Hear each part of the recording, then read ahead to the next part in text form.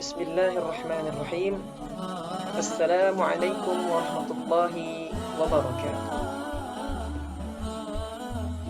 Alhamdulillahirabbil alamin.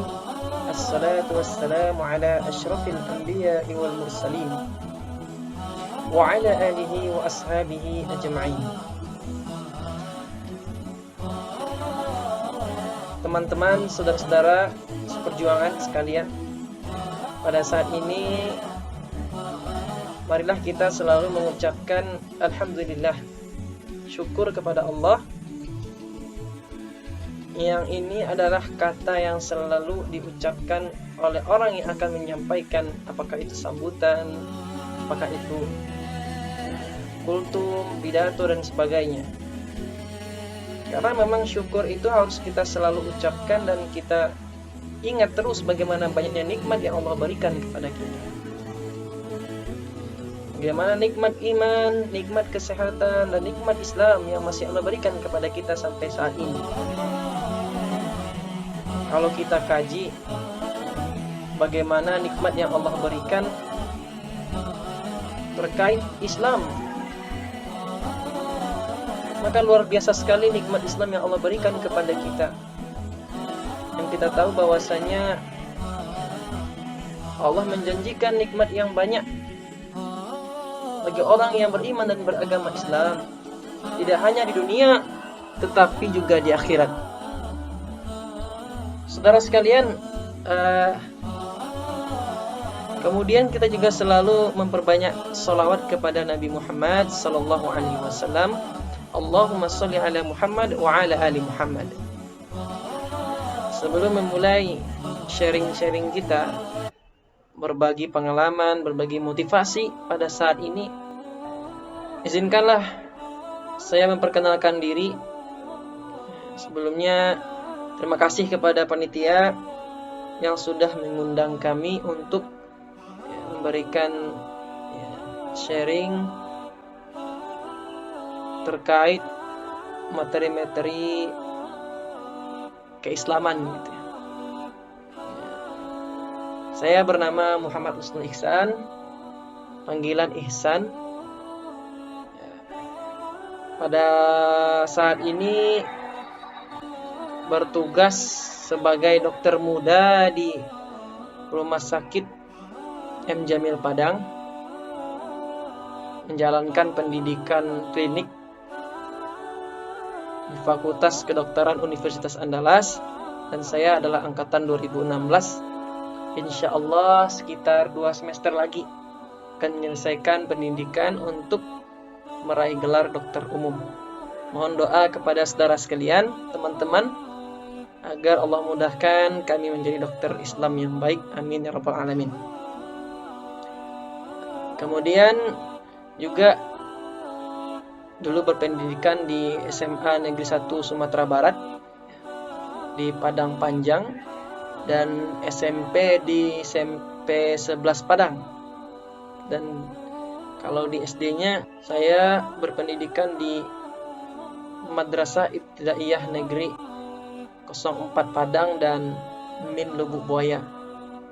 Di SD ataupun di Min saya pernah di 2 tempat karena pindah rumah. Kampung Solok ya. Jadi sekarang kita insya Allah sharing ya tentang bagaimana keutamaan Al-Quran, yang di sini tidak hanya untuk teman-teman dan saudara-saudara sekalian, juga untuk Ihsan sendiri yang menyampaikan gitu.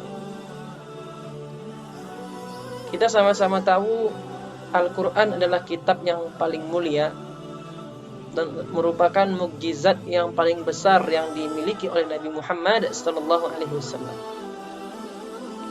Dan kita sama-sama tahu pada Ramadan dimudahkan oleh Allah untuk semangat beribadah, termasuk berlomba-lomba untuk mengkhatamkan Al-Quran, membaca Al-Quran, tilawah siang, pagi, dan malam.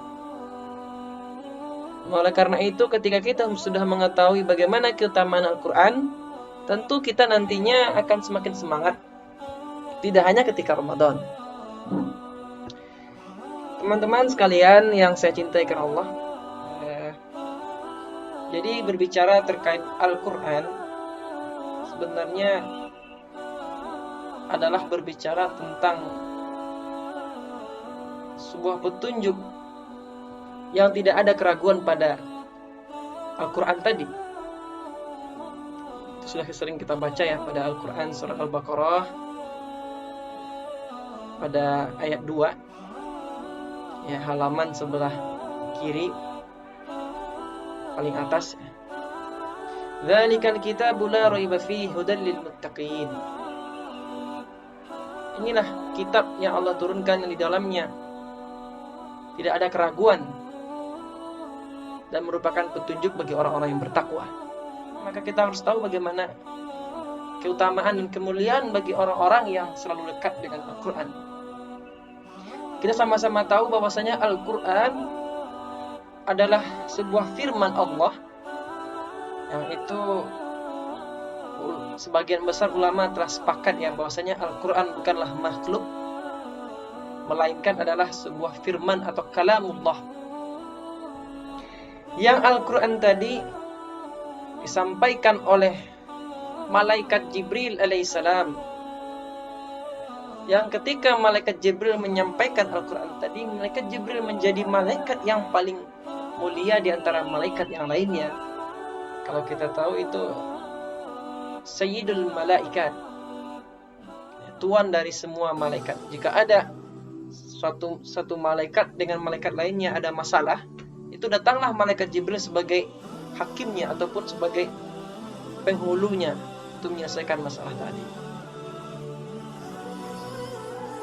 Dan Al-Quran tadi kita tahu dari awal tadi ya, adalah sebuah perkataan dari zat yang paling mulia di dunia ini, yaitu Allah.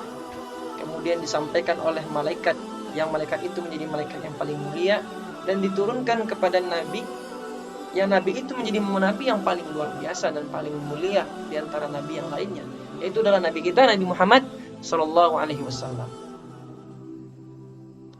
Dan Nabi Muhammad Sallallahu Alaihi Wasallam menerima Al-Quran tadi di bulan Ramadan, sehingga bulan Ramadan menjadi bulan yang paling mulia di antara bulan-bulan yang lainnya. Kemudian Al-Quran diturunkan kepada satu malam, yang malam itu menjadi malam terbaik daripada malam yang lainnya.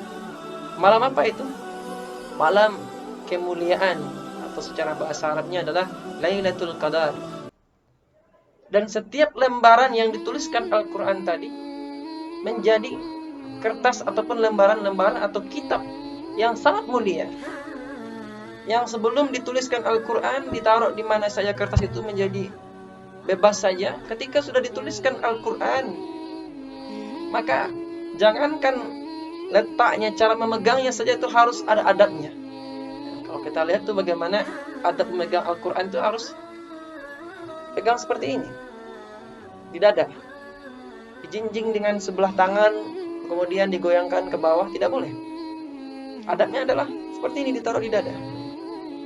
Dan bahkan letaknya pun di meja, tidak boleh di bawah buku-buku yang lain, harus di atas. Itu luar biasanya. Dan ketika Al-Quran masuk ke dalam hati manusia yang berusaha membaca dan menghafalnya dan mengamalkannya, maka manusia itu akan menjadi manusia yang luar biasa. Kalau kita tahu bahwasanya ketika ada orang-orang yang menghafal Quran pada saat ini, telah Allah muliakan di antara malaikatnya dan juga di antara manusia. Bahkan sekarang ini sudah ada, Allah mudahkan kehidupan orang-orang penghafal Quran, yaitu dengan adanya jalur-jalur tahfiz untuk masuk fakultas kedokteran ataupun fakultas yang lain, tidak hanya di kampus yang ada di Padang maupun di Jawa sana. Tapi harapan kita bukan hanya selevel duniawi itu, lebih daripada itu yang kita harapkan. Bagaimana keutamaan Al-Quran dan orang-orang yang dekat dengan Al-Quran tadi, bahwasanya Rasulullah SAW menyampaikan, Iqra'ul Quran syafi'an ya'ti yaumil qiyamah li ashabih. Bacalah Al-Quran,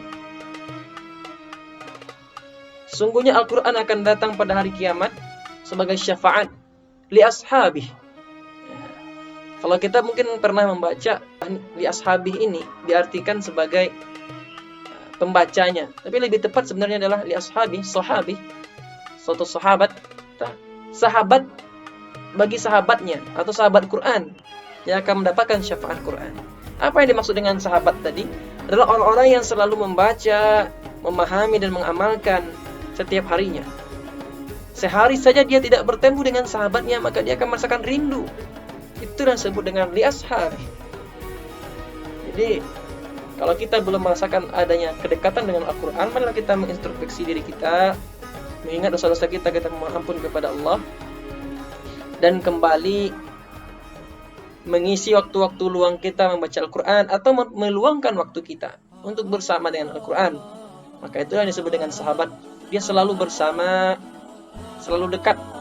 Dan ketika tidak bertemu sehari saja, itu ada yang lain rasanya, rindu.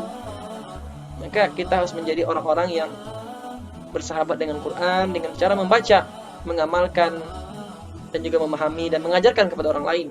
Karena Nabi juga mengatakan khairukum man ta'allama al-Qur'an wa 'allamah. Sebaik-baik di antara kamu adalah orang-orang yang belajar Al-Qur'an dan mengamalkannya. Tidak ada Nabi mengatakan sebaik-baik kamu adalah direktur, sebaik-baik kamu adalah jenderal. Tidak ada. Nabi mengatakan sebaik-baik di antara kamu adalah orang yang belajar Al-Qur'an dan mengajarkan. Terkadang kita ada keraguan, saya belum ada ilmu yang banyak. Tidak perlu kita harus sarjana syariah dulu untuk menyampaikan kebaikan ataupun ayat-ayat Allah. Mungkin satu atau dua yang kita sudah yakin. Bagaimana mungkin memotivasi adik kita untuk salat, ataupun teman kita untuk bagaimana Allah menyuruh salat tahajud, wa minal laili fatahajjad bihi nafilatan lak. Kemudian bagaimana untuk berinfak, alladzina yunfiquna fis sarra'i wad dharra, orang-orang yang berinfak ketika waktu lapang dan waktu sempit. Itulah bagaimana kita berusaha menjadi orang-orang yang bersahabat dengan Quran. Teman-teman yang kami cintai karena Allah,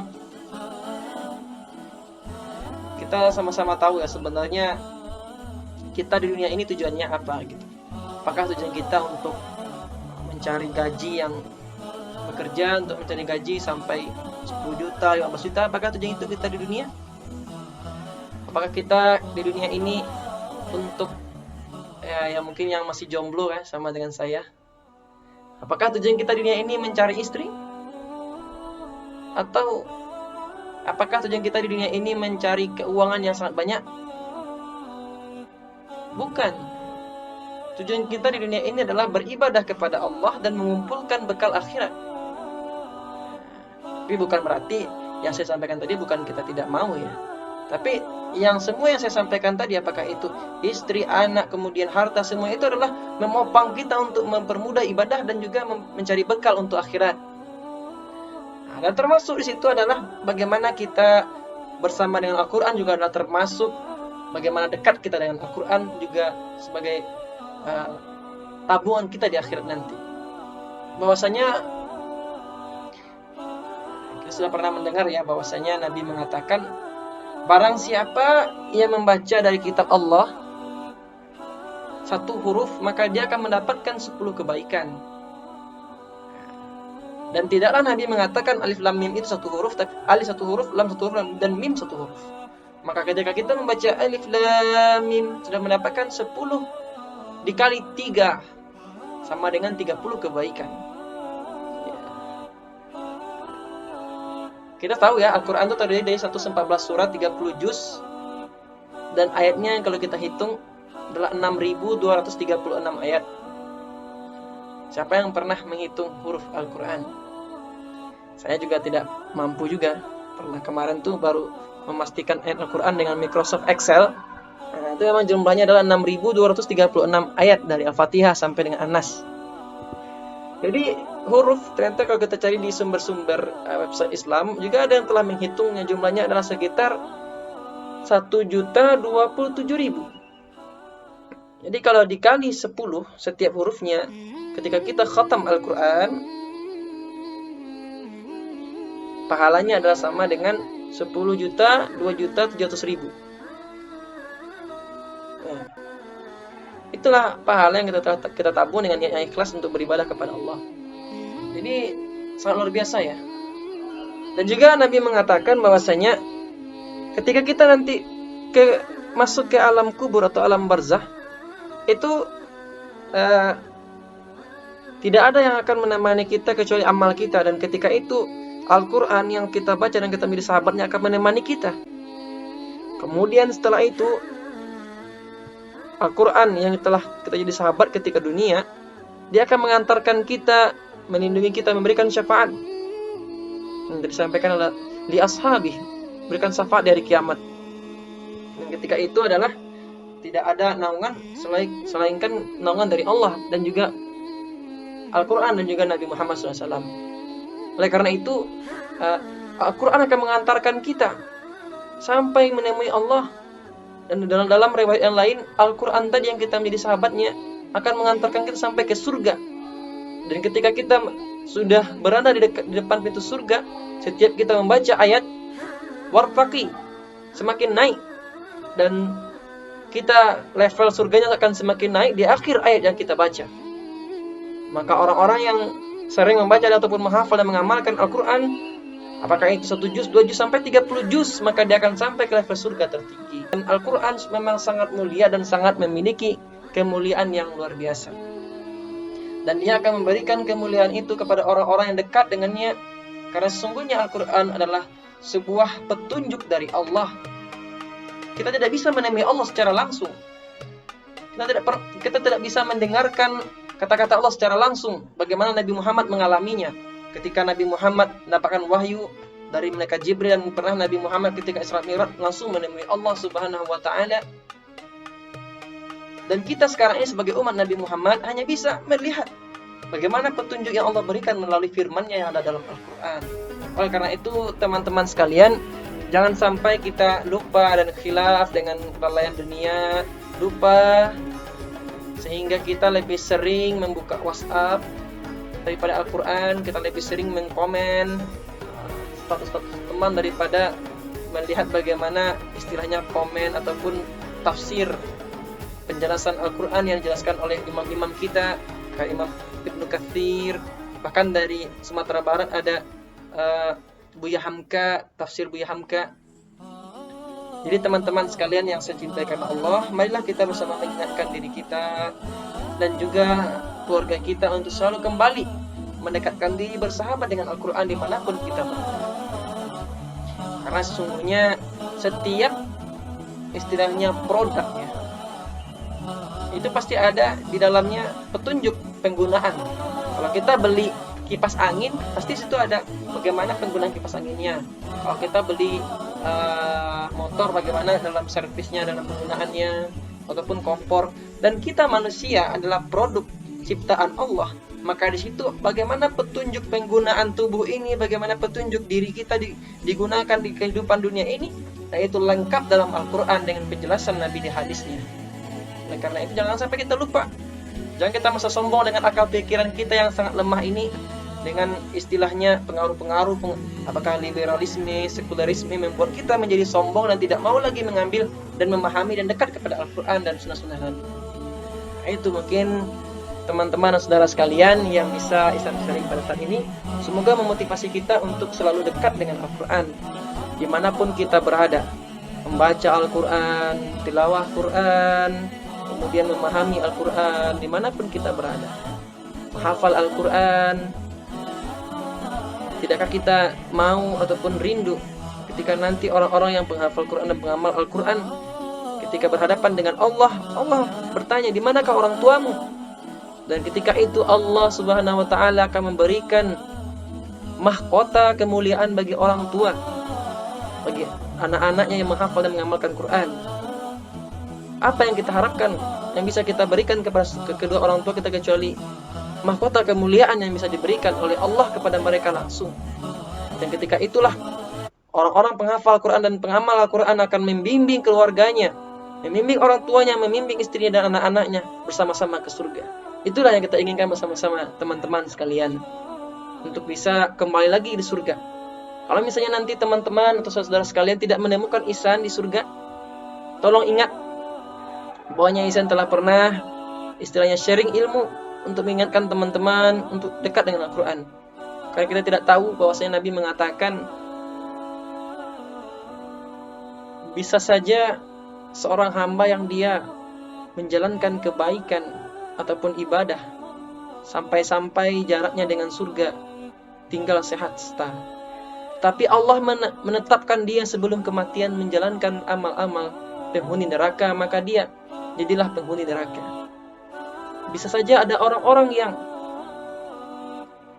sehari-harinya menjalankan amalan penghuni neraka sehingga dia jaraknya dengan neraka tinggal sehasta, tapi Allah menetapkan dirinya sebelum kematiannya menjalankan amalan penghuni surga, maka dia menjadi penghuni surga. Karena kita tidak tahu bagaimana kehidupan kita ke depannya, yang kita hanya bisa berdoa agar Allah berikan keistiqomahan bagi kita. Ya Allah, tetapkanlah hati kami pada agamamu dan taat kepadamu.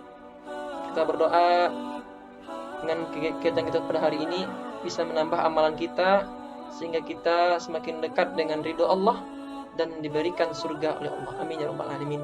Itu mungkin teman-teman sekalian, Ihsan juga istilahnya sama-sama belajar untuk lebih baik lagi, dan juga menasihati dengan kebaikan dan kesabaran. Apabila mungkin ada dalam penyampaian saya yang kurang baik, saya mohon maaf. Semoga bermanfaat teman-teman sekalian. Semoga kita menjadi sahabat Al-Quran. Dari pada saat ini kita mulai bismillah, dan semoga orang-orang sekitar kita, keluarga kita juga bisa kita ajak untuk semakin bersahabat dengan Al-Quran, membaca, menghafal, memahami dan mengamalkan sampai kehidupan kita kembali kepada Allah. Amin ya rabbal alamin. Wabillahi taufiq wal hidayah. Assalamualaikum warahmatullahi wabarakatuh.